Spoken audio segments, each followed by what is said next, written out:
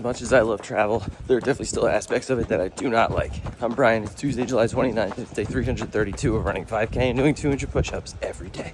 Here's the deal. No matter how much you may enjoy something or love something, there will always be drawbacks. I don't care if it's your job, what you're going to school for. It could certainly apply to people, or it's even just passions or hobbies that you have. There will always be cons. The hope is just that the pros always outweigh the cons, and in the end, that the cons really don't weigh that heavily. What are you? Those are cool. Here's the thing. I love travel more than basically anything else, but I still have frustrations with it, and there's still things that get on my nerves. The thing is, that stuff's never going to prevent me from getting out there, but I still recognize it, and I still get frustrated. A pretty weird one for me is packing. I have no stress or problem actually packing. I just hate it, and I'm currently putting off packing so that I could film myself running through the park right now. And a lot of not just my, but other people's frustrations too that have to do with travel. A lot of them can be sort of written off as like the whole shit happens sort of thing. I'm fine with that most of the time. It's just that when shit happens and it's through no fault of your own and you end up losing out on a bunch of money, that's when I start to have a little bit of an issue. For example, let's say you're in a country where train delays are very common, and those train delays are obviously not your fault, but they cause you to miss your final train heading to Slovenia, and there's no refund policy on your tickets, and now you're out a couple $100 and you have to just sort of eat it and then get on a bus and get into town way later than you wanted to. Just an example. That's never happened before.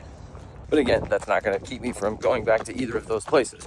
And I shouldn't even really complain, honestly. My issues with travel are not that big in comparison. Because you're a friend of mine who's traveled way more than I have. Can't stand flying, but he still does it because he loves travel that much. Yeah, my problems seem pretty small in comparison. And I think a lot of people's frustrations with travel come down to being stress and fear-based. Oh, what if this happens? What if that happens? In some cases, that can mount to the point where it keeps people from going anywhere, which is a tragedy, really. Even if people do go, they get themselves into such a stressed out point on the trip when the smallest inconvenience arises. It gets blown up to the point where they fly off the handles. That's why you see people freaking out in airports and shit like that. And so in that way, it sort of becomes a self-fulfilling prophecy, which is also not good. And I get it. I get not wanting to be jet lagged, tired. I get not wanting to be uncomfortable, inconvenienced, potentially lose out on a bunch of money, have a bad experience. I get all that. Those are totally legit. My philosophy with those is you just sort of figure it out and deal with it. But in the end, my love for travel will always supersede all that shit. And I think people also have this fear of looking like an idiot in a foreign country. And I gotta say, I don't think that one's real. It is, but it's not something that should prevent you from doing anything. Look at me, I'm filming myself in the park right now, and there's a bunch of people looking at me. It is what it is. It's fine. I'm not doing anything bad. But the other reason it shouldn't bother you is kindness doesn't have a cultural or a language barrier. If you're nice to people, they're going to be nice to you. Sure, you may look silly trying to figure out money, how to order something, or you say the wrong word for something, but in the end, as long as you're earnest and nice about it, more than likely help you out. Anyway, I gotta go pack because, we're not leaving Prague, we're staying here, but we're moving to a different place. Long story. Stay tuned for a long form video on that. And as always, I'll see you tomorrow.